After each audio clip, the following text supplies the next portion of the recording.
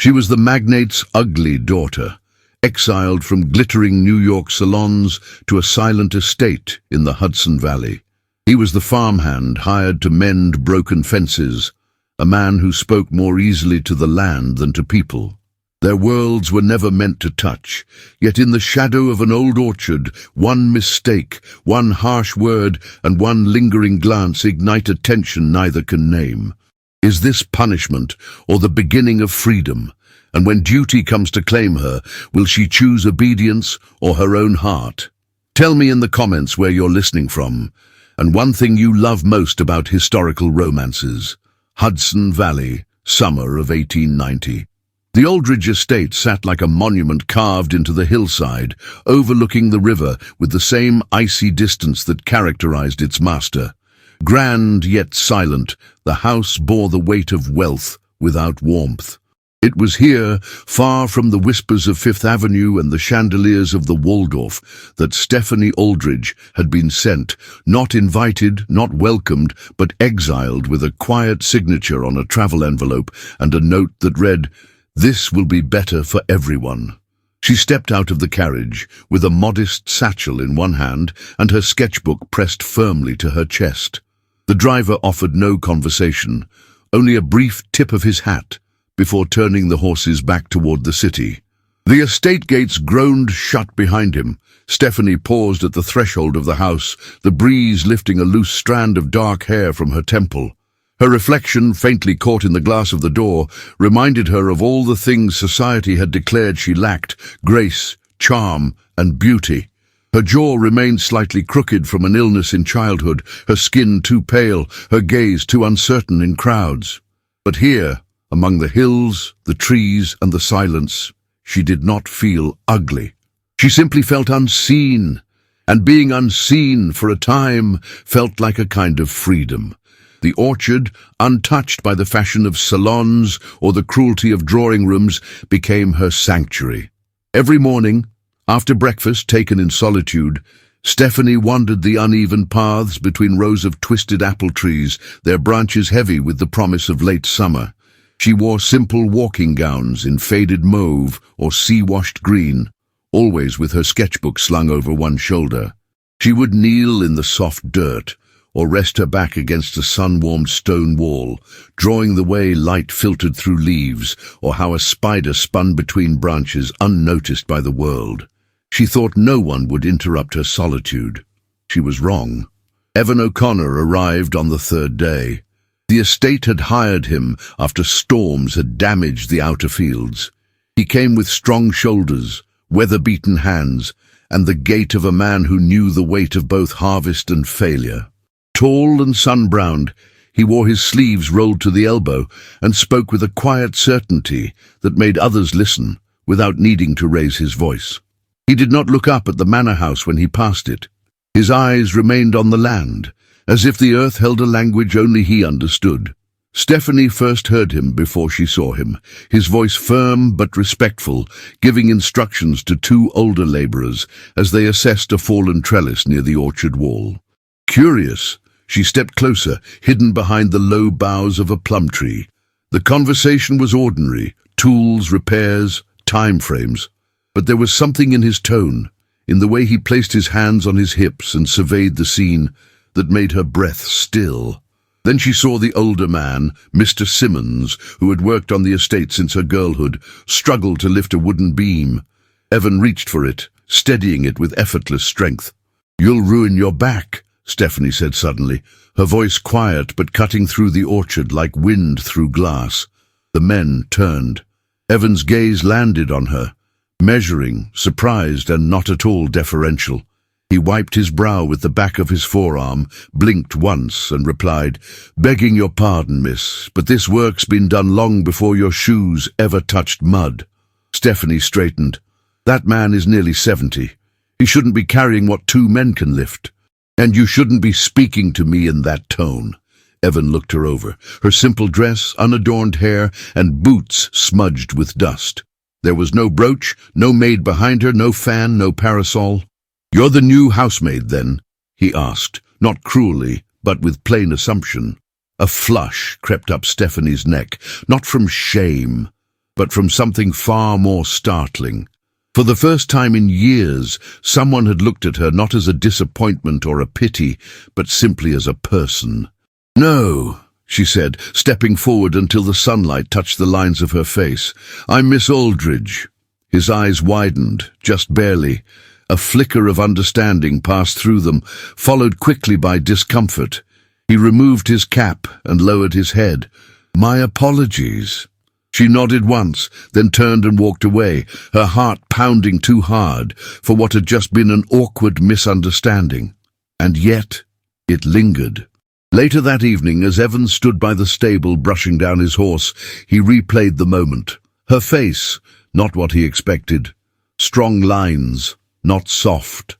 A voice gentler than it first seemed. A fire beneath the stillness. She wasn't the kind of woman men whispered about in taverns, nor the kind who floated through gardens in perfumes and silks. But there was something there. Meanwhile, Stephanie sat at her bedroom window, candlelight flickering against her sketchbook. She had meant to draw the orchard again. Instead, she found her pencil outlining the curve of a man's forearm, the way sunlight caught hair at the nape of a neck, the exact shape of a hand gripping worn leather reins. It was not love. It was not even desire. It was awareness, and for a woman like Stephanie Aldridge, exiled, overlooked, labelled and dismissed, being seen, even wrongly, even briefly, was a beginning. The sun rose late that morning, golden and shy behind a veil of summer mist that curled over the fields like a dream not yet ready to be woken. The Aldridge estate, still heavy with dew, stood quiet beneath the weight of its own grandeur. Inside, servants moved with practiced silence. Stephanie Aldridge sat at the far end of the breakfast table alone, her teacup growing cold beside a slice of untouched toast. No one in the house spoke to her unless necessary, and so she drifted through the halls and across the gardens like a wraith, half present, half remembered, wholly unmissed. Yet something had shifted, a small crack in the quiet, a memory she had not expected to carry. It had been 3 days since her encounter in the orchard with the man named Evan O'Connor, since the moment he mistook her for someone ordinary, since the moment he looked her in the eyes and spoke without careful politeness or pity. Stephanie could not say what stayed with her more, the sting of his assumption or the thrill of being for once unfiltered in someone's gaze. She walked toward the orchard again, sketchbook in hand, the morning fog lifting slowly around her ankles. Her boots sank softly into the wet grass. The trees whispered above her, their branches heavy with fruit not yet ripe. She moved between them like a shadow, unnoticed, until she heard her name. Or rather, the name they gave her. "Crooked girl thinks she owns the orchard now." The voice was low, male, and laced with cruel amusement. Stephanie froze behind a row of thick apple trunks, heart hammering. Another voice responded, sharper, younger, and female. "Mr. Simmons says she walks out here like a ghost every day, always drawing something like she's an artist. Lord help us. She's the reason the master's in such a foul mood, can't marry her off, can't hide her forever. Imagine waking up to that face every morning." The laughter that followed was stifled, but it struck like a slap. Stephanie pressed her hand to her chest, her skin burning despite the morning chill. She should have turned away. She should have retreated like she always did. But then another voice broke the murmur. "Enough!" It was Evan. His tone wasn't loud. It didn't need to be. His voice carried the weight of gravel, steady and unmovable. "You speak of her like she's not a person standing under the same sky as you," he said, each word measured and low. "If she walked past you today with a crown on her head and gold on her fingers, you'd bow your heads like dogs. You laugh at her now because you think she's alone, but you forget who the ugly ones are." Silence followed, then the hurried shuffling of feet. No apology, no further mockery. Stephanie remained hidden, her breath trembling at the edge of a sob she would not allow. Her spine straightened slowly. Her sketchbook remained unopened at her side. That night she could not sleep. The house seemed too still, the ceiling too high, the bed too cold. She lit a candle and sat at her writing desk, the flame flickering like a pulse. She did not know why his defense had moved her so deeply. It had not been romantic, not even particularly gentle, but it had been real, unvarnished. He had not known she was listening. The next morning, she found herself walking toward the stables, not quite knowing what she intended to say. Evan was there, brushing down one of the estate horses. The animal's coat glistened in the morning sun, and steam rose from its nostrils. "You work early," she said, her voice tentative but clear. Evan looked up, surprised. He wiped his hands on a cloth and nodded. "The land doesn't wait," he replied, "and the horses don't much care what time it is." She smiled faintly. "May I ask you something?" He studied her cautiously, then gave a small nod. "Do you always speak that way, when no one's supposed to hear you?" His expression darkened, not with anger, but awareness. "I didn't mean to offend," she added quickly. "You didn't," he said. "They did." Stephanie stepped forward, her fingers clutching the edge of her sketchbook. "You were right, though, about being alone." Evan turned back to the horse, his brush moving in long strokes. "Alone doesn't always mean empty." She didn't respond immediately. Instead, she stood quietly beside him, watching his hands move with care. He did not treat the animal roughly, but with respect, as if it too carried its own burdens. "I heard what they said," she confessed softly. "I've heard it before.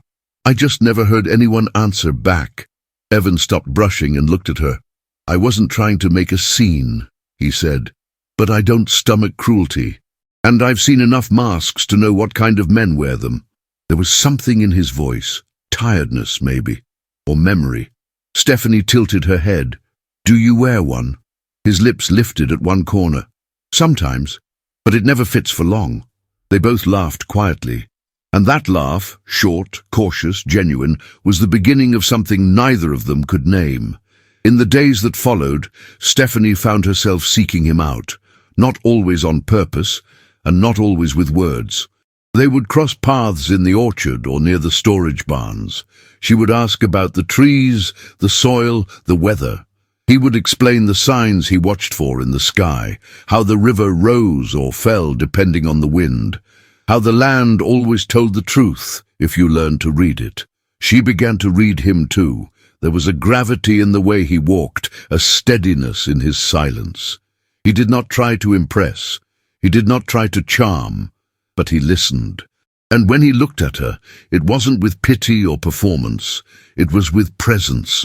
She found herself watching his hands more than she should, the way his fingers curled around a spade, the way they held a seedling, the way his eyes narrowed when he spoke about his father's farm up north, how they were close to losing it after 2 bad winters and an unpaid tax. "My brothers are younger," he told her one afternoon, sitting under the shade of an ash tree. "They don't know what it's like yet. To fight for something and still watch it slip away." Stephanie said nothing, but the ache in her chest was familiar. Different, yet the same. That evening, as she returned to the house, she caught sight of a young maid in the corridor, near tears as she tried to hide a tear in her uniform. "Elsie," Stephanie called gently. The girl froze. "Your seam has come undone," Stephanie said, her voice kind. "Come with me. I have thread and needle." The girl followed hesitantly to Stephanie's room, where, under soft light, they mended the fabric together. Stephanie did not ask questions. She simply handed Elsie a sugared biscuit and made quiet conversation about the coming rain. Before leaving, Elsie paused at the doorway. "Thank you, miss. Most wouldn't bother." Stephanie smiled just a little. "Most don't look." The next morning, a letter arrived from New York. The handwriting on the envelope was unmistakable, rounded loops, 2 perfect flourishes, the scent of rosewater clinging faintly to the page. Charlotte was coming. And suddenly, the orchard no longer felt far enough away. The morning mist had barely lifted from the orchard when Stephanie Aldridge found herself drawn once more to the quiet refuge beneath the old oak tree. Its branches stretched wide, like arms offering sanctuary from a world that had given her so little kindness. The grass beneath it, warmed by early sunlight, held the faint scent of apples ripening in the distance. She carried her sketchbook as always, but inside it lay something new. Folded sheets of paper, filled with words she had not dared speak aloud. Letters never meant to be sent, letters that began with phrases she would never utter in her father's house. Today, I wished I was someone else. Sometimes I feel made of glass, seen only when I crack. I do not understand why your voice stays with me. The house staff had not noticed her slipping away. Even if they had, they would not have cared. To them, she was simply the quiet daughter who wandered aimlessly, never demanding, never startling, never shining. Invisible, except when mocked behind closed doors. She sat beneath the oak and opened her newest page.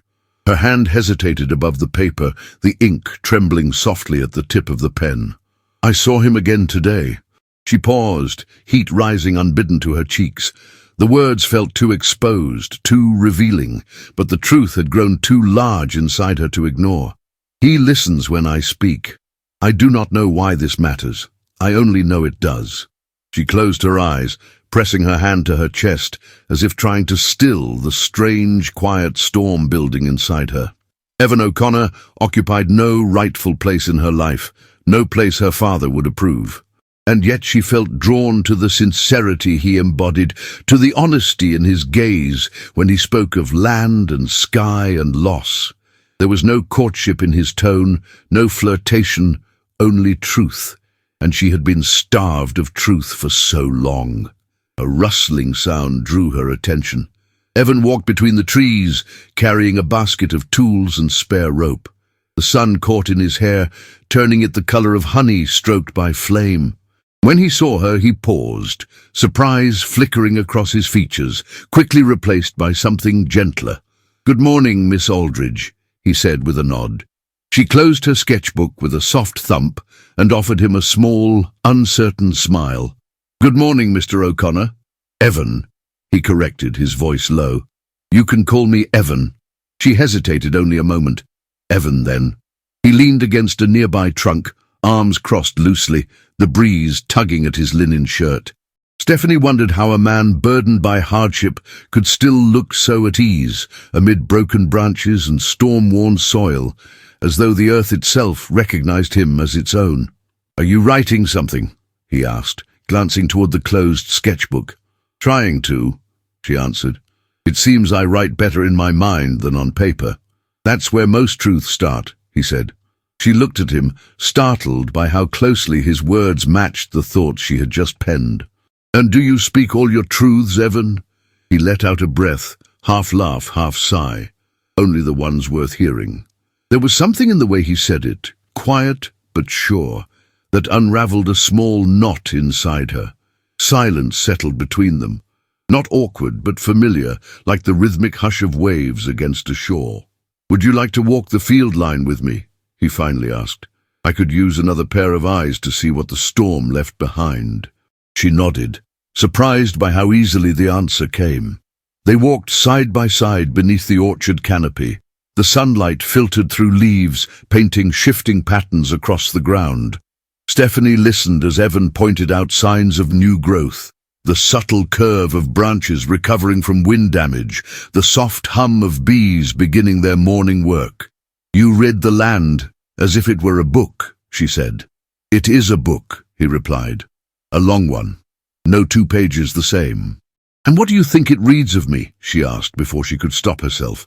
He stopped walking. She felt his gaze settle on her, steady, searching, unhurried. Her breath tightened under the weight of it. "I think," he said slowly, "that you see more than people realize and feel more than you let on." Her throat tightened. She lowered her gaze, afraid he had seen too much. "You're very observant," she whispered. "You make it easy," he answered. Her breath faltered. For a heartbeat neither moved. The orchard held its breath with them. A cloud drifted across the sun, cooling the air. When she looked up again, Evan had already resumed walking, as if the moment had been imagined, but she had felt it. That shuttered, wordless spark. Later that afternoon, as they rested beneath the oak, she removed her gloves to fan herself lightly. The heat clung to her skin like a soft veil. Evan reached for a fallen leaf to tuck it aside, and their hands brushed, bare skin against bare skin. It was a fleeting touch, no more than a second, yet it felt like a tremor traveling through her bones. Stephanie's breath caught. Evan froze. Their eyes met, hers wide with shock, his with an unreadable intensity. A breeze stirred the leaves above, whispering through the orchard, like a hush falling over a crowded room. Neither of them spoke. Neither of them moved away. It was Elsie who interrupted them, her voice carrying from across the field. "Miss Aldridge, a message came from New York." The moment shattered, leaving only the echo of what might have been. Stephanie stood slowly, her heart still racing, the warmth of Evan's touch lingering on her skin, like the memory of sunlight. "Thank you, Elsie," she said, her voice steadier than she felt. The maid handed her a sealed envelope, marked with her father's crest. Stephanie's pulse quickened for reasons entirely different from moments ago. "Is everything all right?" Evan asked quietly. She swallowed. I suppose I shall find out." She opened the letter with trembling hands. As her eyes scanned the words, her expression drained of color. "My father wants me in New York at once." A muscle tightened in Evan's jaw. "Why?" "He doesn't say." But Stephanie knew the tone, the clipped wording, the urgency. Her father never summoned her without purpose, and never a purpose that favored her wishes. Within an hour she was in her room, packing her modest belongings. Elsie helped her fold her dresses, her small hands working quickly, while her eyes flickered with worry. "Will you be gone long, miss?" Elsie asked. "I don't know," Stephanie whispered. As she stepped outside, ready to depart, she found Evan waiting near the carriage. He stood a few paces away, as if unsure whether he had the right to approach. She lifted her chin and walked toward him. "I hope to return soon," she said softly. There was concern in his eyes. Real concern, not the polite variety she had grown used to. "You don't owe me explanations," he said.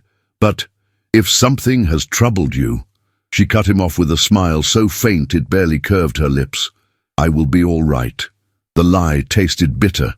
Their eyes held one another for a moment longer, long enough to say what words could not. When she turned away, the air between them felt stretched, pulled thin by something unnamed, yet undeniably real.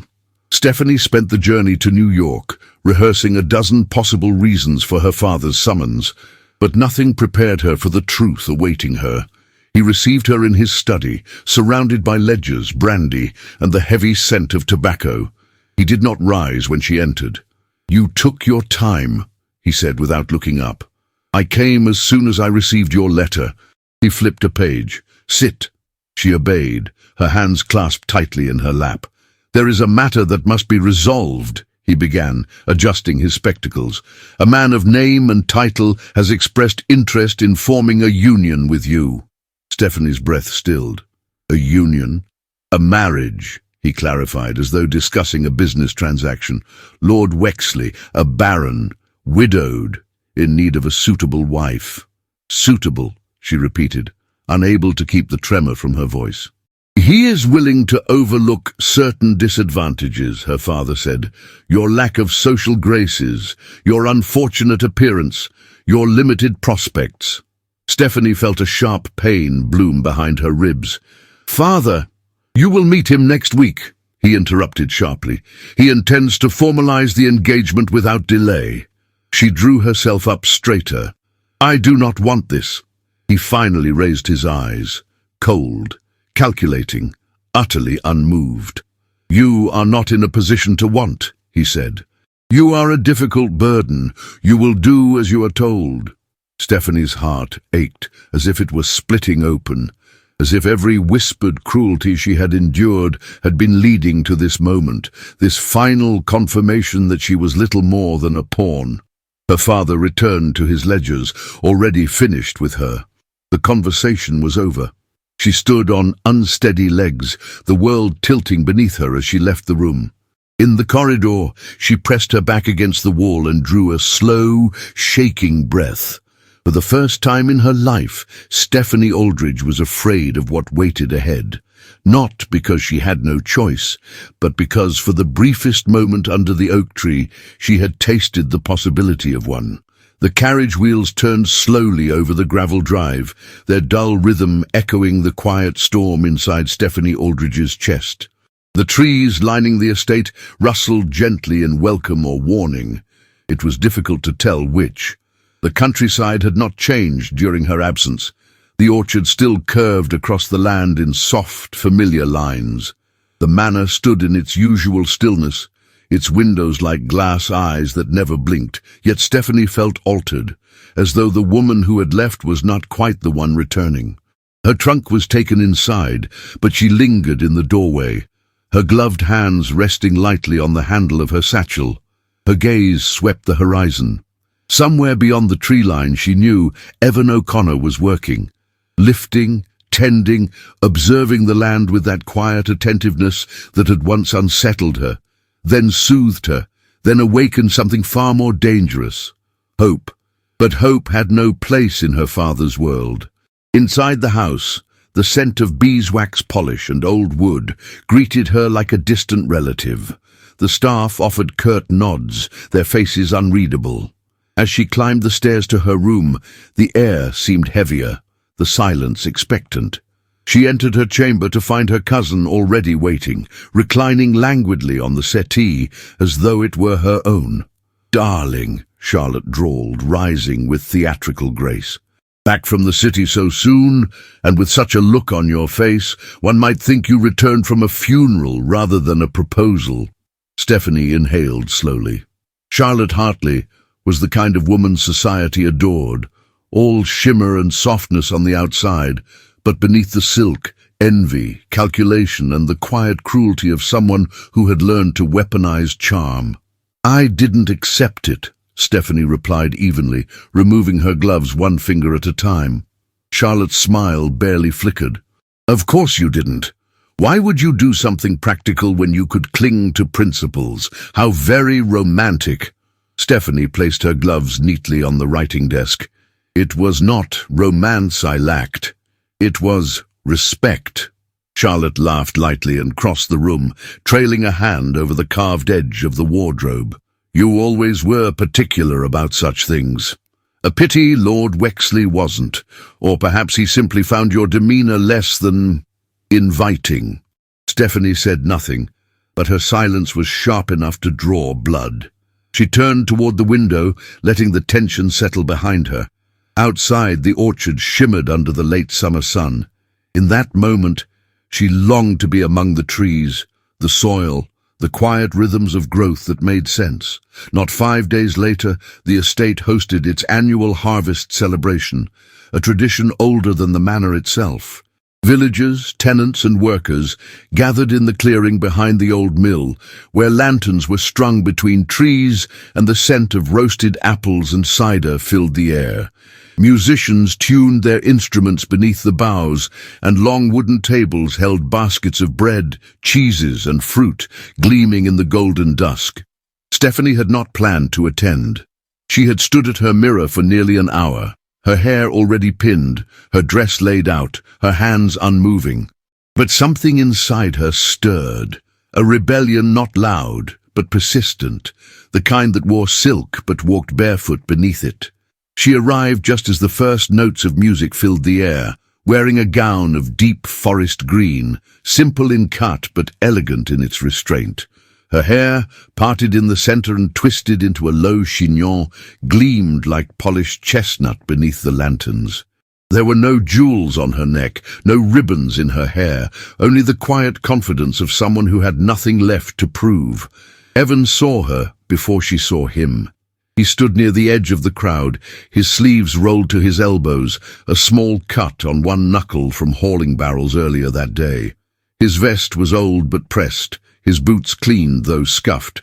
He had come to enjoy the music, perhaps the cider. He had not come expecting her. But when he saw her moving among the guests with quiet poise, something in him shifted. Not surprise, no, she had always possessed that quiet strength, but awe, As if the orchard itself had come to life and entered the clearing in the form of a woman.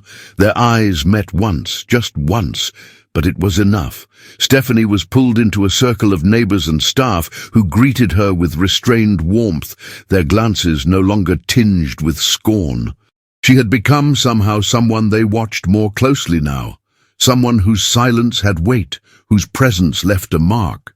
Later, as the sun dipped low and the lanterns glowed brighter, Evan found her standing near the trestle table, brushing a crumb from her skirt. "Miss Aldridge," he said, his voice pitched low to carry only to her. She turned slowly. Her smile was quiet, but it reached her eyes. "Evan." He held out a hand. "Would you allow me this dance?" Stephanie glanced around. The gathering was informal, the music lively but gentle, the dancers mostly villagers who would think little of it. And yet, when her hand slipped into his, a hush fell inside her that drowned out every voice. They moved together, not like trained dancers, but like two people who had learned each other's rhythms through silence, through glances, through the shared language of restraint. His hand at her waist was steady, not possessive. Her fingers on his shoulder trembled only slightly. The world faded, but not for everyone. From a few paces away, Charlotte watched.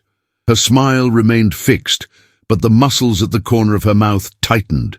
She stood beside Mr. Howley, the steward, sipping cider with delicate precision.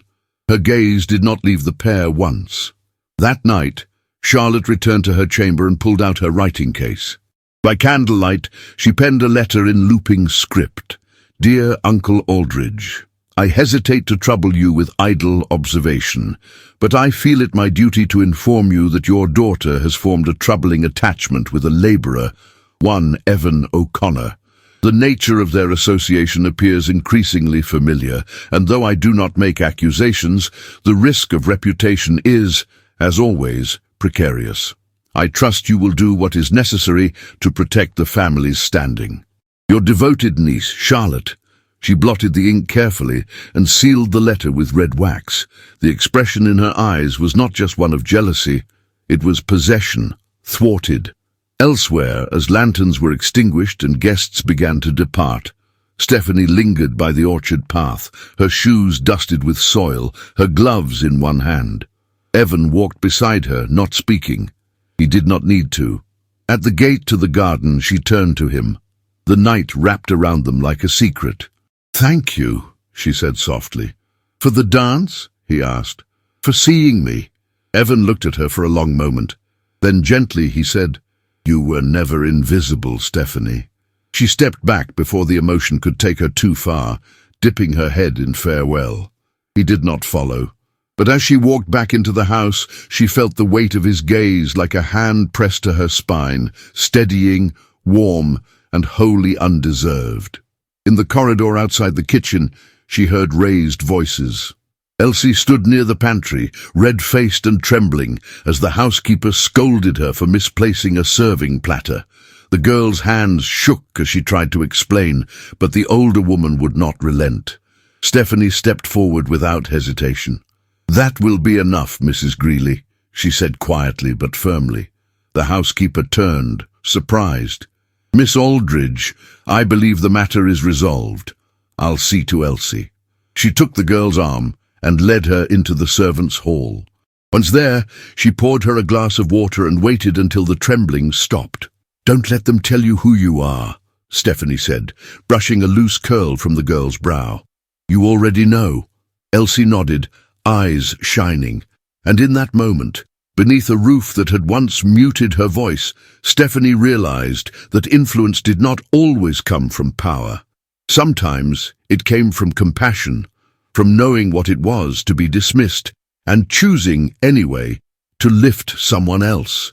Outside, the orchard waited in the dark, its branches heavy with fruit not yet fallen, and within her something had begun to bloom, not pride, not desire, but a growing refusal to be silent any longer.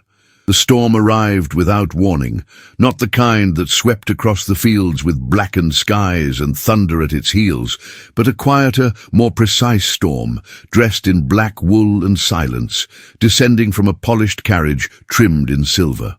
Horace Aldridge, master of fortunes and breaker of wills, arrived at the estate with neither a letter nor a warning, his presence as sharp and cold as the blade of a paper knife. It was the middle of the afternoon when the staff heard the wheels grinding over gravel, the horses' snorts sharp in the stillness. Stephanie had just returned from the orchard, her skirts dusted with grass and her hair loosened by wind, when she spotted the familiar figure descending from the carriage. Her blood froze. He wore his travelling coat open despite the breeze, as if the air itself would not dare offend him. His gloves were still on, his hat untouched. Behind him trailed Charlotte, her face carefully composed, though the flicker of triumph in her eyes betrayed her. Stephanie's throat tightened. Something in the air shifted, like a piano string pulled too tight. "Father," she said, stepping forward, her hands clasped before her. Horace Aldridge did not embrace her. He did not smile.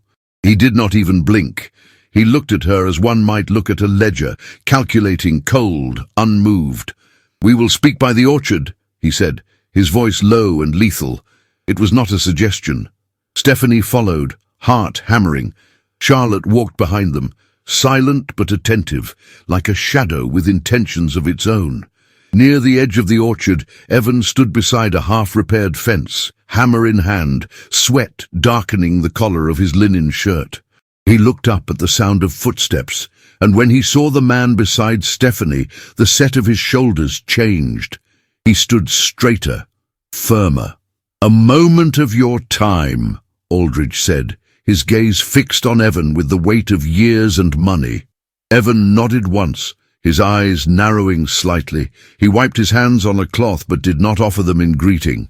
"You're Evan O'Connor," Aldridge began, not asking but declaring, as one does with an item on a contract. "Yes, sir." "You're the son of Owen O'Connor of Lichfield?" "I am. Working on my land these past 3 months." "That's right." Aldridge took a step closer, his voice lowering. "And during that time, you've seen fit to court my daughter." Evan's jaw tightened. "I've shown her respect. You've compromised her reputation." Evan took a slow breath, fighting the tension building in his spine. "I've done nothing dishonorable. You've stolen her time, her attention, and the impression of her innocence." Aldridge's voice was now iron beneath velvet. "Do you imagine I would ever allow such a match, that I would permit my daughter, however flawed, to throw herself at a farmhand?" "Enough." Stephanie stepped forward, voice trembling with fury. "You insult him while standing on land he's restored with his own hands." Aldridge turned his gaze on her, colder now. "You will be silent." "I will not." Her voice broke, but she did not retreat. "You act as if I'm your possession, as if my heart means nothing." "Your heart," he said, his lip curling, "is a liability I've carried long enough." Evan stepped between them, his voice even. "This argument is not one she should bear alone." Aldridge narrowed his eyes. "You presume to defend her." "I presume nothing," Evan replied, his voice calm but solid as stone. "But I will not let you degrade her in front of me." A moment passed. Long, tense, alive with the electricity of restrained fury. Then Aldridge stepped closer, his voice a low growl. "Leave this place, Mr. O'Connor. If you care for her in any capacity, leave. Because if you stay, I will ensure your family loses every inch of soil they've fought to keep. I will call in debts. I will close doors. I will crush the land beneath you." Stephanie gasped, her face pale. "You wouldn't." "I would," Aldridge cut in, "and I will." Evan looked at Stephanie, the war in his eyes bleeding into something deeper. Grief. "I won't let you suffer for my presence," he said softly. She shook her head, tears rising. "Don't say that." "I would endure anything," he whispered, "except being the weapon he uses against you." She reached for his hand, but he stepped back. "I'm sorry," he said. And then, without another word, Evan O'Connor turned and walked away, each step like a drum beat echoing the hollow that opened inside her chest. She did not chase him. Her father turned without comment and walked back toward the house, his coat catching the wind like a banner of conquest. Stephanie stood alone by the orchard, the scent of apples now sickening in the late light. Later that evening, the house was quieter than usual. The candles burned lower, the halls seemed narrower. Stephanie sat at her vanity, brushing her hair with motions more mechanical than deliberate. Charlotte entered without knocking, her satin gown swishing over the floor like a whisper of deceit. "You look pale," she said, crossing to the armchair with an ease that mocked ownership. "Should I send for lavender tea?" Stephanie did not answer. Charlotte tilted her head. "You know, if I'd had someone like Lord Wexley show interest in me, even with a widower's baggage, I'd have accepted without complaint. But you always wanted what you weren't allowed to touch." Stephanie's brush stilled.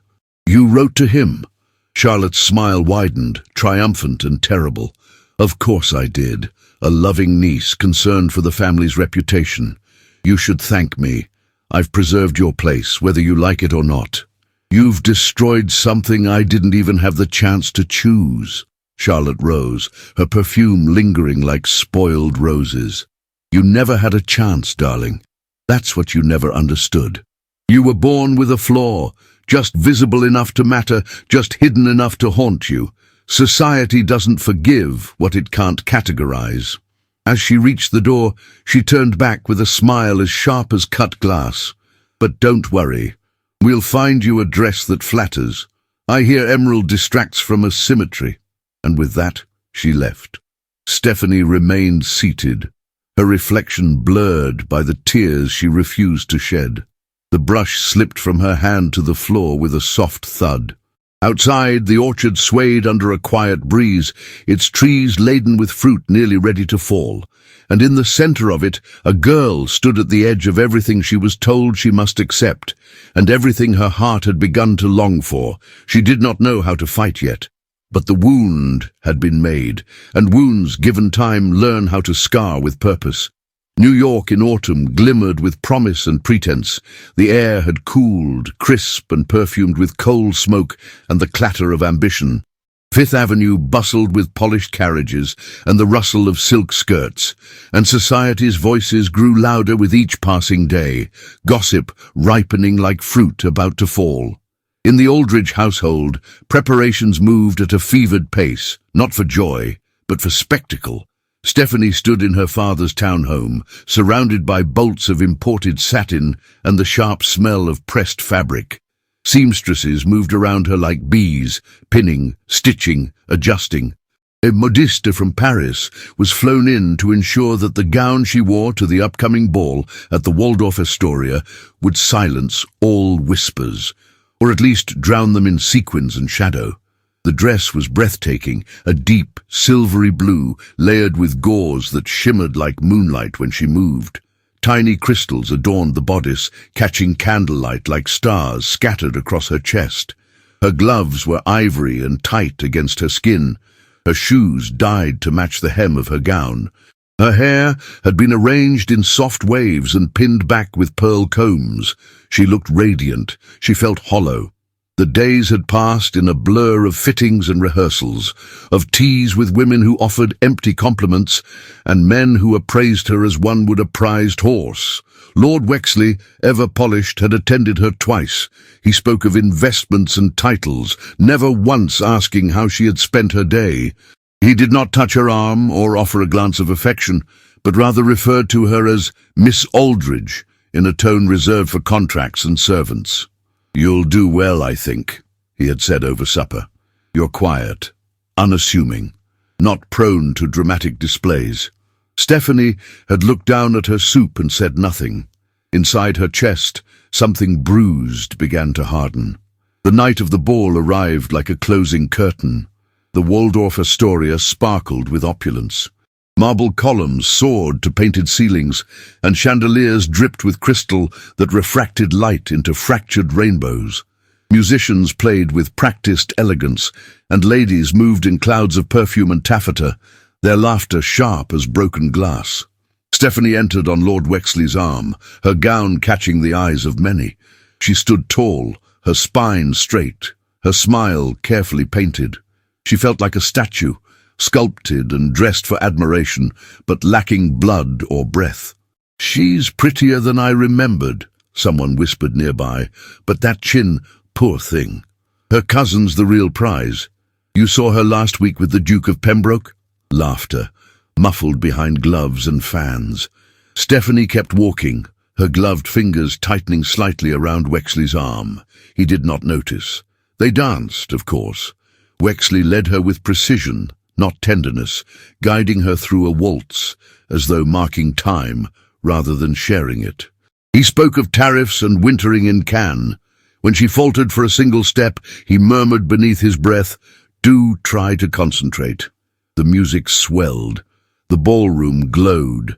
And Stephanie, draped in $1,000 worth of finery, had never felt more invisible. After their second dance, she excused herself. Outside, the garden behind the ballroom was quiet, lit by gas lamps and the faint shimmer of stars. Roses still clung to their stems, stubborn in the cold. She stepped onto the flagstone path, her skirts whispering around her ankles, and exhaled. The mask slipped. Her shoulders trembled. She pressed her back against a marble column, the chill of it biting through her gown. Her hands shook as she reached into her reticule and pulled out a folded sheet of paper and a pencil. She had not meant to write. Not there. Not like that. But the words burned behind her ribs, and if she did not release them, they would consume her from within. "Dear Evan, I do not know if I have the right to write you. I do not even know if you will ever see this, but I cannot keep this silence any longer. It is a cage I no longer have the strength to endure. I am here, among chandeliers and diamonds, and yet I feel further from the world than I did in that orchard. You once told me I was not invisible, but I feel it now. I feel it in every glance that passes over me, in every word that is spoken about me, instead of to me. I am being dressed like a doll and bartered like a coin. They say I should be grateful, that I should smile and curtsy and be quiet. But I think of you, of your voice in the orchard, of the way your hands knew the land, of the way you looked at me as if I were something whole. I think of your honesty, your steadiness, your kindness. I miss you. I miss the version of myself that existed when you were near. If I have wounded you by my silence, I beg your forgiveness. It was never a choice. It was fear. And now, that fear has become my prison. If you can forgive me, if you remember me, write back. Or don't. Just know that someone still carries your name close to her heart. Stephanie. She folded the letter slowly, pressing the creases down with shaking fingers. A figure moved behind her, soft footsteps on stone. Stephanie turned sharply, heart hammering, but it was only Elsie. The young maid curtsied quickly, glancing around to ensure they were alone. "Miss, I saw you leave the ballroom." Stephanie nodded. "I needed air." Elsie looked at the letter in her hand. "Is it for him?" Stephanie hesitated. Then, with a breath she hadn't known she was holding, she held it out. "Please. There's a shipment leaving for the country tomorrow morning. Linens and autumn supplies. Slip it into the crate marked for the orchard. No one will notice." Elsie's fingers closed gently around the paper. "I will." And then, with a whispered thank you, the maid was gone. Stephanie remained alone in the garden for several more minutes, the cold settling deeper into her bones. She stared at the rose bushes, their edges rimmed with frost. Something inside her ached, not with regret, but with yearning, for something truer than this glittering cage, for a voice that had once spoken her name like it meant something. She returned to the ballroom with her smile restored, her gloves smoothed, her mask in place. But the letter was gone, and in that act, small, trembling, defiant, she had done what no one else at that ball could claim. She had chosen her own voice. What she did not know, could not know, was that the letter would never leave the house. Charlotte had watched from the upper balcony. She had seen Elsie slip into the garden. She had seen the envelope exchanged, seen the urgency in Stephanie's eyes. Later that night, long after the guests had departed and the staff had retreated, Charlotte entered the servant quarters in silence. She opened the crate marked for Hudson Valley, rummaged through linen and straw, and found the letter tucked between folded napkins. She read it by candlelight. Her mouth curved slowly. Then she returned it to the crate, but not where it could be found. She buried it deeper beneath kindling and crates of root vegetables, where no one would think to look. The wax seal remained unbroken, but the damage was done, and in the darkness of the house, lit only by the last flicker of flame, Charlotte whispered softly to herself, "Poor dear, always writing things that were never meant to be read." The hills of Hudson Valley had begun their slow surrender to the chill of late autumn. The leaves, once golden with promise, now blanketed the ground in rust and crimson, curling at the edges like forgotten letters. The wind spoke more sharply than it had weeks before, as though warning that the earth was preparing to close in on itself. Evan O'Connor worked through it all. He rose with the grey light and toiled until the sun vanished behind the distant ridges. Fences needed mending. The roof of the southern barn sagged dangerously. His younger brother had left for the village seeking employment, and his mother, though too proud to complain, walked with increasing stiffness. Each task kept Evan moving, but none of it quieted the restlessness that had settled deep inside him, coiled and silent like a bruise that refused to heal. He did not speak of Stephanie, not to his family, not to the neighbors who asked carefully worded questions about the Aldridge girl, not even to himself. She had chosen, he believed. She had returned to her world of pearls and parlors, of whispered alliances and gilded cages. He had no right to mourn what had never been named. Still, the silence weighed heavier than truth. That morning, he had gone to the general store to assist with a shipment arriving from the city. The crates were marked with Aldridge estate symbols, common goods, linens, dried goods, candles.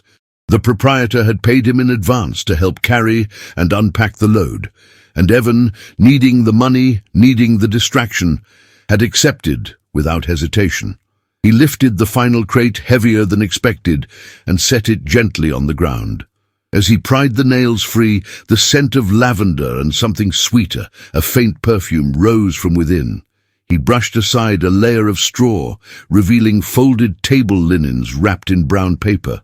But beneath the edge of the cloth, something caught his eye. A sliver of parchment, pale and frayed, pressed beneath the weight of folded cloth and crates of dried fruit. He reached for it, fingers closing slowly around its crumpled form. The envelope was creased, its edges soft from damp straw, but her handwriting, he recognized it immediately. Stephanie. His chest tightened. He opened the letter with hands that did not shake, but felt oddly foreign, as though moving ahead of thought. The words spilled out, smudged in places but still legible. Her voice unfurled in his mind like a breath long held.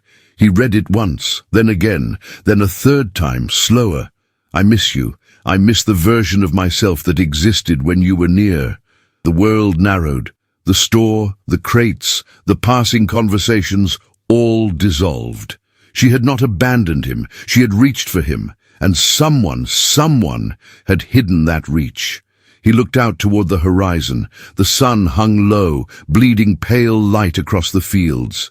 The road to New York would be muddy, difficult, and long, but Evan did not hesitate. By dusk he had returned home, changed into his best wool coat, worn at the elbows but clean, and packed nothing but the letter. He borrowed his uncle's horse, leaving a note explaining little beyond the truth. "I must go." Rain began as he rode beyond the far pastures, a soft drizzle that clung to his shoulders and seeped into the seams of his boots. But he rode on, the reins tight in his hands, her letter pressed to the inside of his coat like a talisman. The path curved through forest and ridge, through shadowed clearings where mist pooled low and silent. At times, he dismounted to lead the horse over rough stone. His muscles burned, his back ached, and still he pressed on. He saw her eyes in the trees. He heard her voice in the wind. Hours passed. Night deepened.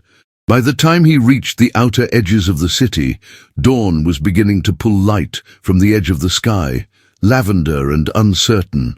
New York loomed ahead. Grey stone buildings softened by fog, carriages already rattling along cobblestone streets. He rode past bakeries just opening, their windows aglow with flickering lamps, past women sweeping stoops and boys shouting the first headlines of the morning. But it was not the city that made his pulse race. It was the thought of her, of Stephanie, standing alone in a world that had tried so hard to make her small.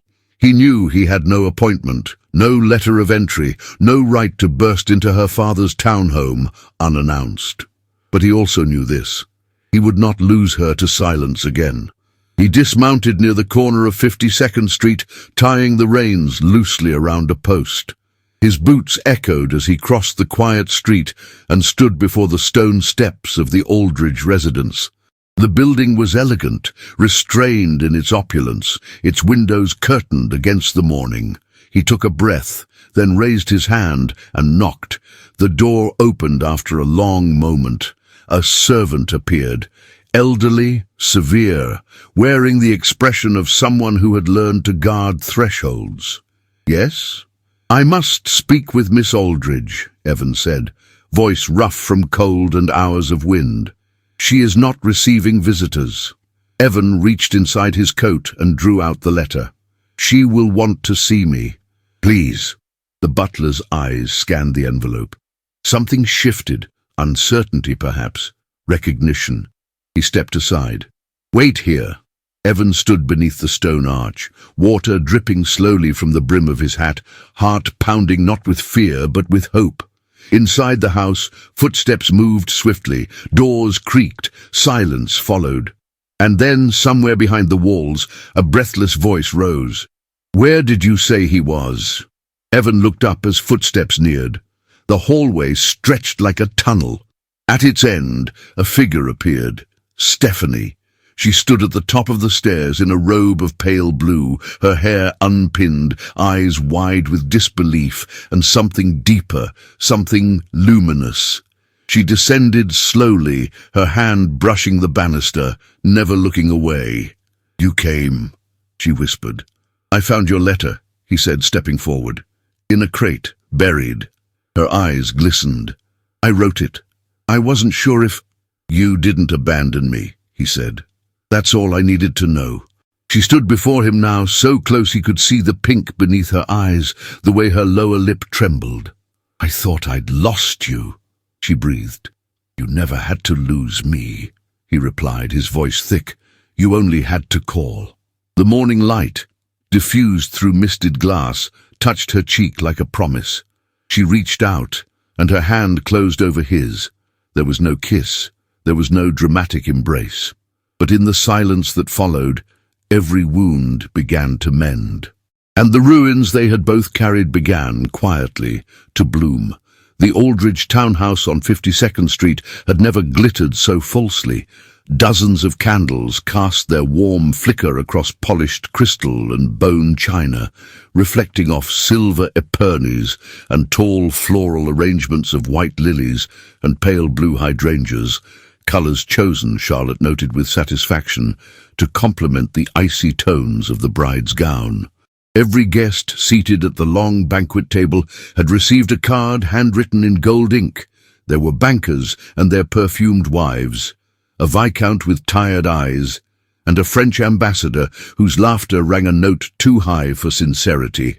At the head of the table sat Horace Aldridge, the architect of this moment, his glass raised with the quiet triumph of a man who had bent fate to his will.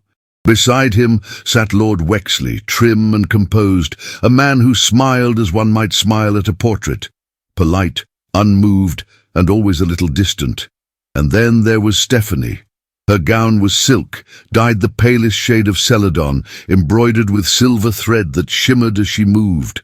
Her gloves reached her elbows, her neckline was modest, and her hair had been twisted into a crown of braids.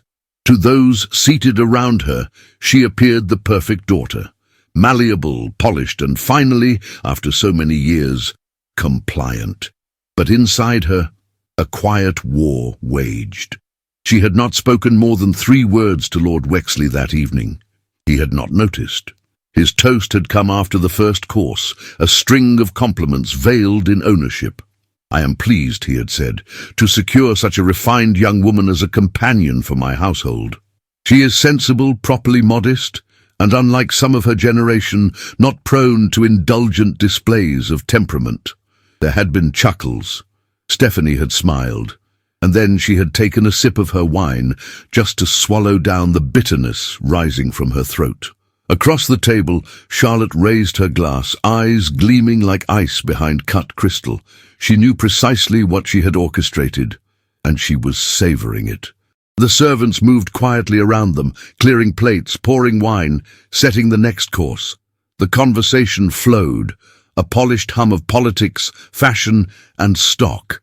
Stephanie heard none of it. Her ears had begun to ring softly, as if her heart had begun to beat too loudly to leave room for anything else. Then, just before dessert, came the sound that did not belong, the heavy, unmistakable knock of the front door. It echoed like a bell in a chapel. Conversations paused. The footman froze halfway across the floor. Horace looked up, annoyed. "At this hour?" Another knock, firm, unyielding. The butler moved swiftly to the door, his shoes silent on the polished floor. Stephanie rose slowly from her chair, her hands trembling in her lap. Something stirred inside her, not fear, not exactly, but something close to awakening. A murmur came from the hallway, and then he appeared. Evan O'Connor stood in the doorway to the dining room, soaked to the bone, mud on his boots, his coat open and his shirt clinging to him from the rain. His presence cracked the room like lightning. Every eye turned to him. Every voice fell still. He looked only at her. Stephanie stood, the blood draining from her hands, her breath caught between relief and disbelief. Aldridge stood slowly, his voice sharp. "What is the meaning of this intrusion?" "I've come for her," Evan said. Gasps flared across the table like candles extinguished too fast. Aldridge took a step forward, rage rising beneath his tailored exterior. "You've lost your mind." Evan didn't flinch. "No, sir. I've just stopped pretending I can forget her." Charlotte's fork clattered to her plate. Lord Wexley cleared his throat, his voice the dry scratch of wounded pride. "This is indecent, inexcusable." Evan's eyes never left Stephanie. "I received her letter, the one someone tried to keep from me." Stephanie's lips parted. She stepped out from behind her chair, her pulse drumming in her ears. "Every word in that letter was true," he said, "and I will not let her be sold to a man who speaks of her like livestock. I don't care who you are. I don't care how much money or land or influence you hold. I care about her. I have nothing else to offer, but I love her." The room exploded with voices, angry, scandalized, disbelieving. Aldridge shouted, Wexley barked, Charlotte hissed a curse under her breath, but Stephanie didn't hear them. She walked slowly toward Evan, the weight of silk and shame falling from her shoulders with every step. When she reached the center of the room, between the candles and the stunned assembly, she turned to face her father. "I will not marry a man who sees me as a transaction." Her voice was calm, clear, carved from the stone of every silence she had ever endured. Horace Aldridge's mouth twisted. "You ungrateful girl." Stephanie pulled the engagement ring from her finger, an emerald surrounded by diamonds, and placed it carefully on the table. It made a soft sound as it settled into the silence. "This," she said, looking at the ring, "was never mine." "You walk out now," Aldridge growled, "and you walk out of this family." She turned to him with eyes that no longer pleaded. "I was never allowed in." Wexley rose, lips thinned, humiliated. "This is an outrage." Stephanie looked at him only once. "And you are a coward." She turned back to Evan. He looked at her as if seeing a miracle. She extended her hand. He took it, and together, without asking permission, they walked out, past the stunned guests, past the flickering chandeliers, past the door that had always felt more like a wall. into the night. The rain had softened. The city lay quiet, bathed in the gold of gaslight and the hush of disbelief. Evan wrapped his coat around her shoulders. Stephanie leaned into him, not to be protected, but to be held. "I didn't think you'd come," she whispered. "I never stopped walking," he said, "even before I knew." They paused beneath a flickering lamp. Water trickled from rooftops, and the world felt new in the quiet. He reached up, brushing a damp curl from her cheek. "I don't have a future to give you yet," he said. "Only this moment, only my hands, only everything I am." She took his hand, pressed it to her heart. "That's all I ever wanted," she whispered.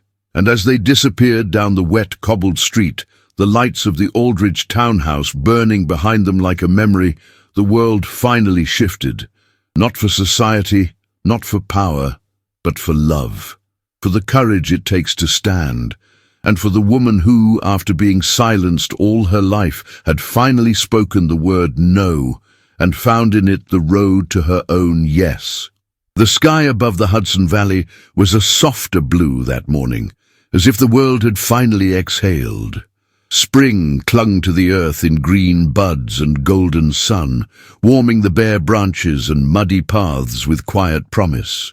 Stephanie Aldridge stood at the edge of the O'Connor property, with only a satchel over her shoulder, her boots caked in city dust, and the wind teasing at the hem of her plain travelling skirt. She wore no jewels. No corset stiffened her back. No lace veil covered her face.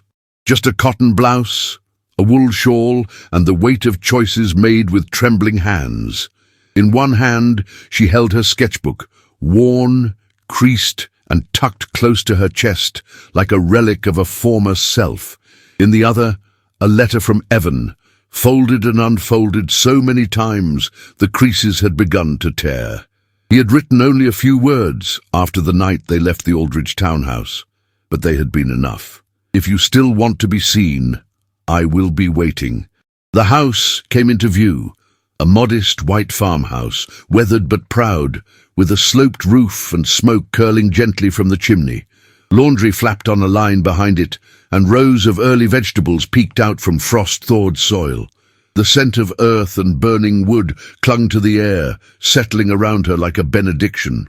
A dog barked once from the barn, and then Evan appeared in the doorway. His shirt sleeves were rolled to the elbows, revealing forearms dusted in flour and soil. His hair was tousled, his eyes squinting into the sun. He did not smile, not yet. Instead, he stepped down into the yard, brushing his hands on his trousers as if unsure whether to run or bow. Stephanie met him halfway. "I brought nothing," she said, her voice low and steady. "No dowry, no expectations, no fine things." He reached for her satchel, his fingers brushing hers. "You brought yourself," he replied. "That's everything." Their life together did not begin with fireworks or declarations. It began with mending a broken fence, with boiling potatoes over an open flame, with laughter shared in quiet corners, with calloused hands learning new rhythms and delicate fingers tracing seeds into soil. Evan's mother, a quiet widow with a stern chin and soft heart, welcomed Stephanie without ceremony. She offered a plate of oatcakes and a place by the fire. "You're not the first to come here carrying heartbreak," she said, "but maybe you'll be the first to plant something better." They began building the guest house 2 days later, just a foundation at first, behind the barn where the sun lingered longest. Evan had long dreamed of offering shelter to neighbors in trouble, especially women burdened by debts or danger. Stephanie listened to his plans with growing awe, then rolled up her sleeves and helped lift the beams herself. In the evenings, she drew. Girls from neighboring farms began to gather, first out of curiosity, then with eagerness.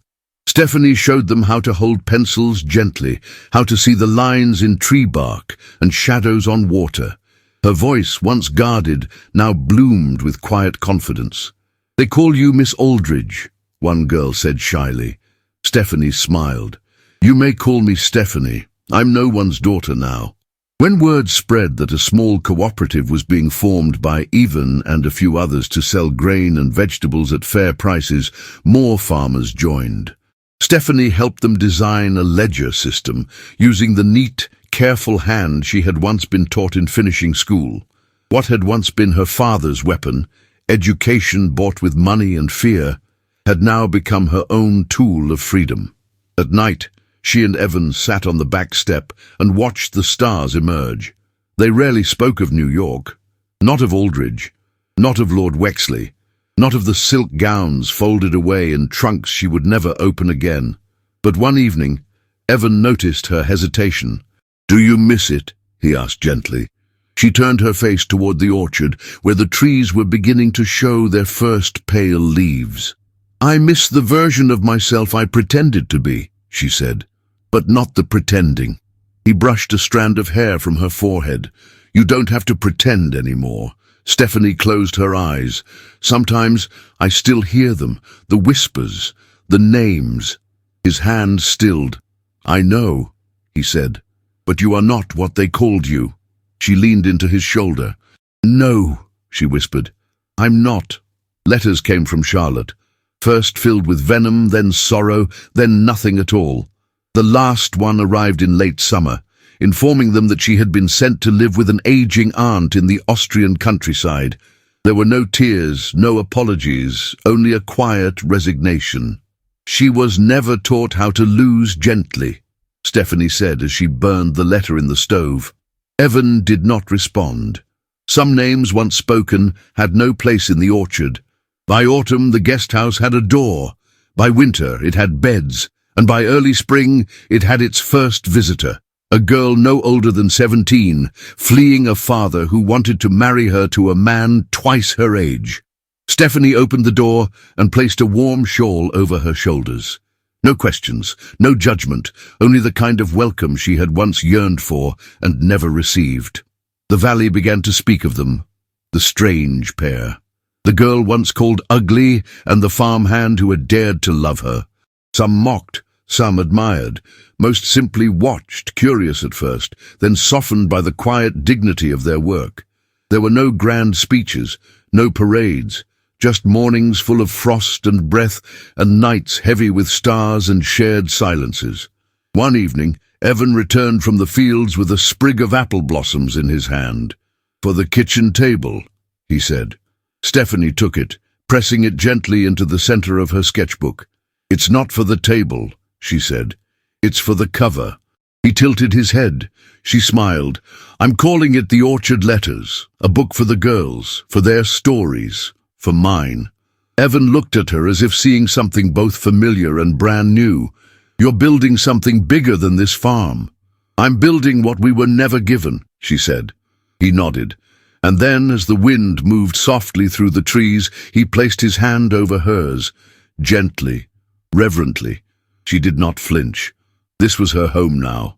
Not the land, not the walls, but this moment, this life, built not from inheritance or obedience or silk, but from breath, earth, and choice.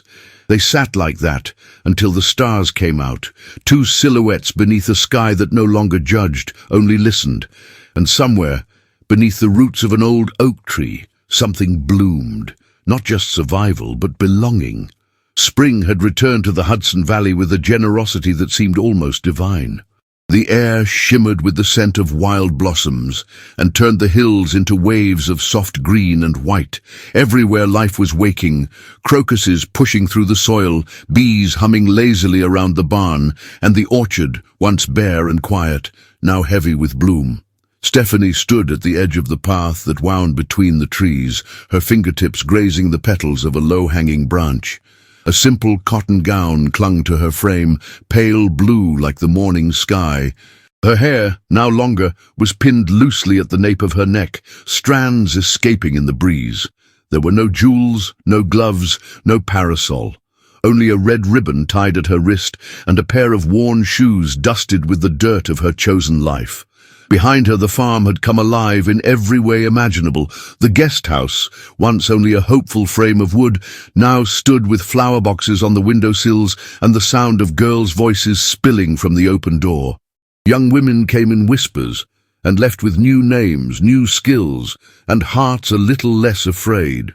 Stephanie taught them to draw, to write letters, to speak without apology. Evan built them beds with his own hands and made sure they had boots strong enough for mud and frost. The local women, once skeptical of the Aldridge girl who had run off with a farmhand, now sent their daughters to her with baskets of eggs and folded linens as gifts. Stephanie welcomed each girl with the same steady grace, her voice gentle but unwavering.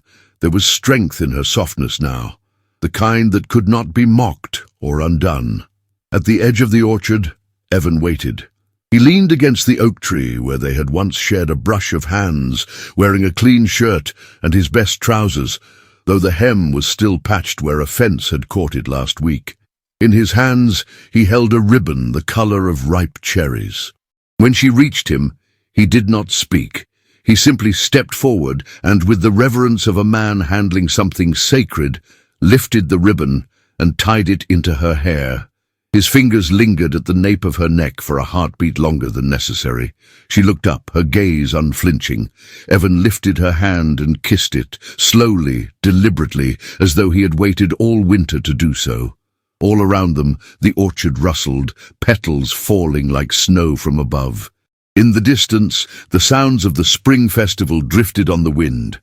Children laughing, fiddles playing, the clatter of dishes and the hum of contented chatter. But in the hush beneath the tree, they were alone. "I saw your sketchbook," Evan murmured, his thumb tracing the line of her knuckles, the drawing of the girl with the storm behind her.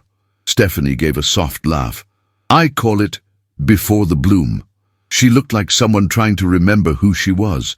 "She was," she said, voice quiet, "and now she remembers." They sat together on the wooden bench beneath the tree, watching the sun filter through the canopy in shifting gold. Their shoulders touched. No urgency pressed against the moment. They had walked through fire and frost, humiliation and heartbreak. What remained now was stillness. Later that afternoon, a newspaper arrived in town. One of the young men from the cooperative brought it up the hill, waving it like a prize. "They say Aldridge has fallen," he told Evan, breathless. "The bank pulled out, half his board resigned. Some are whispering scandal." The paper was passed around. Headlines glared with words like embezzlement, collapse, and Aldridge Estate liquidates Fifth Avenue holdings. Someone offered the paper to Stephanie. She took it, read in silence, then folded it and set it aside. "A name is just a sound," she said. "Let the wind carry it." There was no joy in her voice, no malice, only a peace earned inch by inch. She walked back to the house where the girls were setting tables for the evening meal, bowls of fresh peas, roasted carrots, and bread still warm from the hearth. A small bouquet of wild violets sat in a chipped jar in the center. Laughter echoed from the kitchen. One of the younger girls ran to Stephanie with an apron too large tied around her middle, flour on her cheeks. "I made the biscuits," she declared proudly. "Almost burned them, but then I remembered what you said." "What's that?" The girl scrunched her face in thought. "Be brave, but gentle." Stephanie knelt to straighten her apron. "Then they'll be perfect." That night, beneath oil lamps and quilts, the house hummed with the quiet rhythm of safety. Girls read aloud to each other in soft voices. Someone plucked a tune on a fiddle. In the corner, Stephanie wrote in her journal, her pen scratching softly over the paper. They said I was a burden, that I was unsightly, that I would be lucky if someone took pity on me, but I'm not lucky. I am seen, I am heard, I am home. In the final line she paused, then wrote carefully, "Let them call it the story of the ugly daughter and the farmhand. I call it the story of finally being seen." She closed the book, blew out the candle, and slipped beneath the patchwork quilt beside Evan, who was already half asleep with one hand resting across her waist. He stirred only enough to whisper, "Are the girls safe?" "They are." He exhaled slowly. "Then all is well." The window was open and a breeze rustled the curtains. Outside, the orchard swayed in moonlight, petals catching silver shadows as they fell. In that stillness, there were no grand ballrooms, no titles, no fortunes. only the quiet bloom of love where the world once saw ruin. And for the first time, Stephanie slept not as a daughter disowned, but as a woman rebuilt. Not in someone else's house, but in her own. The fourth spring came with a gentler light, as though the sun itself had softened over the years. The trees of the Hudson Valley orchard stood older, stronger, their branches broader with the quiet wisdom of seasons endured. Petals still fell, but they did so more slowly now, each one like a sigh suspended in air. On a low hill behind the farmhouse, a wooden swing swayed lazily beneath the oak tree, its ropes frayed by time, its seat polished smooth by tiny hands. A child's laugh echoed across the field. A boy of 3 with wild auburn curls and a lopsided grin, barefoot in the grass, chasing after a red ribbon that danced in the wind. From the porch, Stephanie watched him, her hands resting on the swell of her second child. She had not grown slender with motherhood. Her figure had become fuller, her face softer, more luminous. There were faint lines now at the corners of her eyes, but they were not from sorrow. They were the imprint of years lived with meaning. She wore no corset, no lace, no jewels, just a cotton dress faded from many washings and an apron still dusted with flour from the morning's baking. A pencil was tucked behind her ear, and her fingers bore faint smudges of charcoal from a sketch left unfinished on the kitchen table. Inside, laughter and clatter stirred. Girls, no longer quite girls, not yet women, prepared for the evening gathering. The guest house had grown into something more permanent, with 3 new rooms added by Evan's hands. Over 24 young women had passed through its doors in 4 years, and many had written back, their letters folded carefully into the pages of Stephanie's journals. Some were married now, others taught in schools, or helped run farms of their own. All had survived something once meant to break them. Evan appeared from the barn, wiping his hands on a rag, his hair streaked with sun and wind, his shirt damp with the day's labor.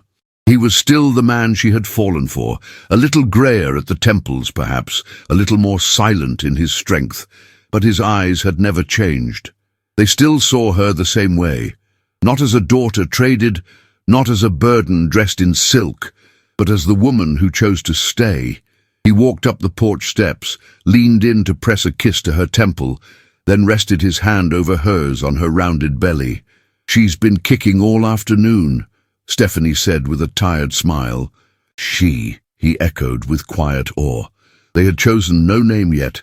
They would wait, as they had with their son, until the child opened her eyes and looked at them, as though she already knew who she was. A cart arrived at the gate just as the sun began to dip, carrying parcels of food, bolts of donated cloth, and, unexpectedly, a sealed envelope from New York City. Stephanie turned it over in her hand. The handwriting was familiar. It was from her cousin Charlotte. After years in Europe, Charlotte now lived in a modest boarding house near the Rhine. Word had reached the valley some months ago that her beauty had faded quickly in exile, and the aristocrats who once flirted with her name no longer remembered it. The letter inside was brief but startlingly sincere, a confession of envy, of guilt, and of a loneliness that no banquet nor title had managed to cure. Stephanie folded it slowly, set it aside, and said nothing. Some ghosts were better left to drift in silence. That night the farm gathered in candlelight. Neighbors from miles around brought bread, cheese, music, and stories. Children dozed on laps, and the younger girls braided each other's hair by firelight. Evan played his fiddle, clumsily but with heart, and Stephanie sang a lullaby passed down from her grandmother, her voice slightly off-key but rich with feeling. Later, when the house had quieted and the moon rose high above the orchard, Stephanie stepped out alone.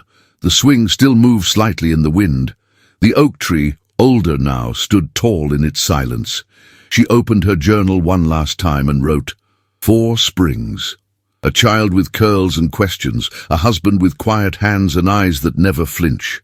A home built from labor, not legacy. A name once cast in ridicule, now whispered with gratitude. I was never the beautiful one. But I was the one who endured, who created, who chose love over comfort, truth over approval. Let history say what it will. I know the story. I lived it. She looked up at the stars, then at the orchard, blooming once more in the dark. The story was not a fairy tale. It was better, it was hers. There are stories that live in grand mansions, dressed in velvet and pearls. And then there are stories like Stephanie's, quietly planted in the soil, nurtured by courage, and blooming not into perfection, but into truth. This was not the tale of a perfect girl or a flawless love. It was the journey of a woman labeled not enough, who found someone who saw her as more than worthy. It was about resilience, the quiet rebellion of choosing tenderness in a world that rewards appearances, and the miracle of being seen exactly as we are and still being chosen. Perhaps you too have felt invisible at some point. Perhaps you've walked through seasons where your voice was dismissed, your dreams diminished, or your heart misunderstood. Let this story be a reminder that even in the harshest soil, beauty can take root, and love, the real kind, does not bloom in grand salons. It grows in orchards, kitchens, muddy fields, and all the sacred, ordinary places where hearts dare to meet. If this story touched your heart, we'd love to hear from you. Share your thoughts in the comments below, and if you made it all the way to the end, write the word "seen" so we know you're one of the souls who walked every step with Stephanie and Evan. If you'd like to support the team that makes these stories possible, your super thanks on YouTube, whatever the amount, means the world to us. It helps us continue telling the stories that deserve to be told. And if you're not in a place to give right now, simply sharing this video with someone who loves powerful romances is already a beautiful way to help.